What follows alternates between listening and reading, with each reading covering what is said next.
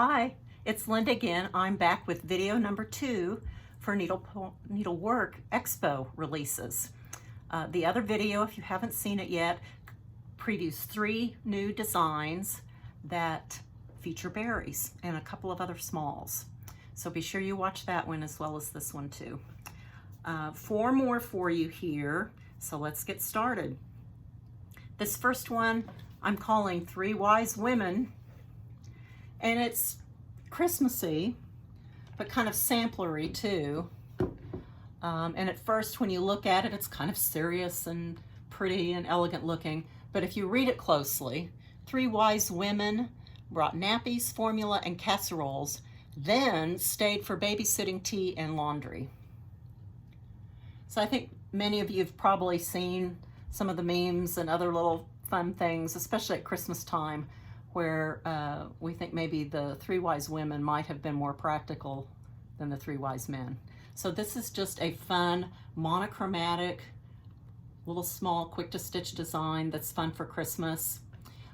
If you choose any color combination that you want, but if you want a couple of accents, you could stitch the star motif in a golden color, and there's a little heart up here if you wanted to give a little accent of a different color, if you like just a little bit more variety than a standard monochromatic design.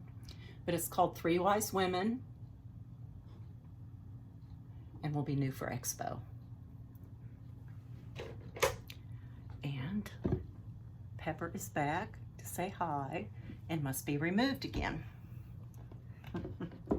Next, what I'm going to show you is a sampler adaptation.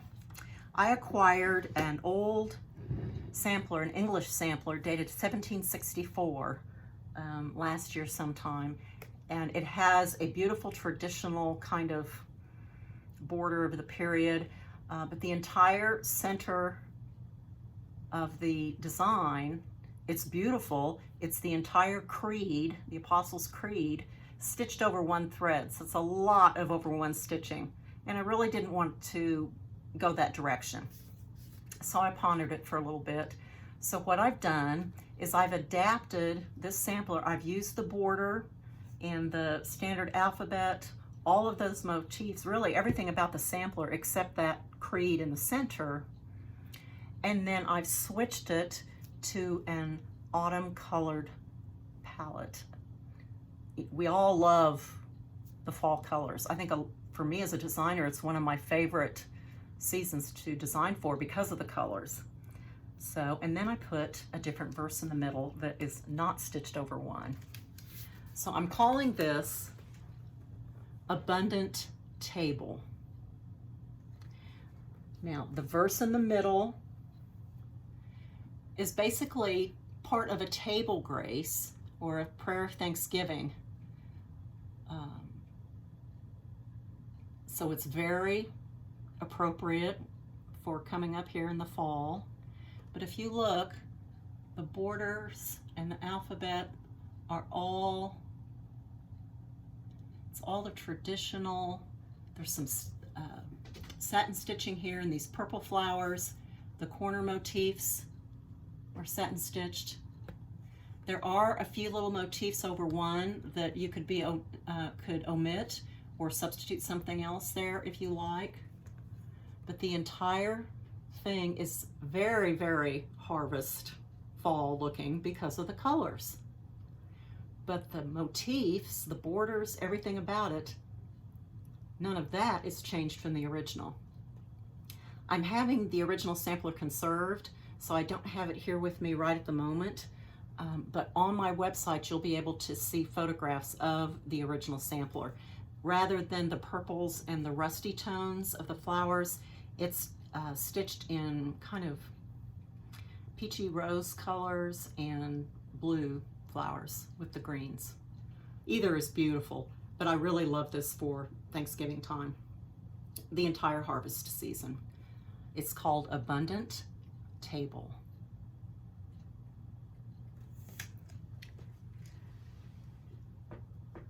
Next up is I'm kind of revisiting something. Some of you may be familiar with this. This is called Christmas Blessing, and it was released 8 or 9 years ago, and this is stitched on 40 count silk gauze. And at the time, I was doing everything on gauze, and this is lovely, but it's kind of, I think it kind of got lost a little bit, but I still love the sentiment. It's an Irish blessing for Christmas. May peace and plenty be the first to lift the latch on your door, and happiness be guided to your home by the candle of Christmas. And there are motifs here that are reminiscent of poinsettias and pine trees, and it's almost exclusively just classic Christmas colors, reds and greens with some touches of gold. It's really a pretty design. But for a while now, I've kind of wanted to revisit it a little bit. So I'm adding and re-releasing this chart pack with a version stitched on linen. So those of you who are still a little scared of the silk gauze, this is for you. Christmas Blessing. It's exactly the same design. Can you see? There are some things that I tweaked a little bit in some of the bands and the stitches. There are a few specialty stitches here, but they're easily, if you don't like to do specialty stitches, they're easily just substituted for, you know, little blocks or groups of cross stitches. So that's an easy fix. It's a little lighter looking because there's not as much of the colored background in it as on the gauze. And then there's a border, a different border that goes all the way around. Just a little holly border, and there's a little red cardinal type bird on each side of the border. I love them both. I'm really happy how this turned out on linen, and I hope you love it too. You do get both charts. They are a little different. They're pretty close, and they're marked clearly, but you get both charts in the chart pack for Christmas Blessing. And then finally, the last one I want to show you, I'm calling Christmas Magic. I got this idea from a Christmas card that I received a few years ago, and I hung on to it because I liked what it said. And it talked about the moments and the memory and the magic of Christmas. And when you think about it, there's the moments that are special about Christmas, are memories that go back however many years, and a lot of that is still kind of magical. So I wanted to capture that a little bit. So this is called Christmas Magic. I have to hold it back a little bit because it's long and tall. And it highlights what are my version of some old vintage Christmas ornaments, those old glass ones that just kind of shimmer. They're so pretty. And then there are lots of snowflakes, some words stitched in.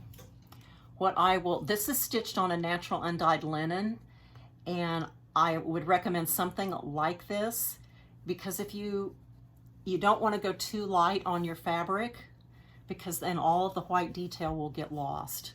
So just kind of be aware that when you're selecting your fabric that you want good contrast with white so that you can see those details.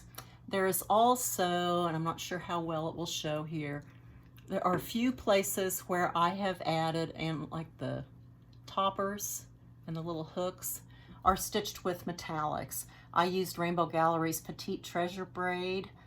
You could use whatever metallic you prefer, or none at all. You may not want that. You might want more of a prim look, and so just stitch in the colored floss rather than adding the metallic. That's completely up to you. This has been finished and mounted.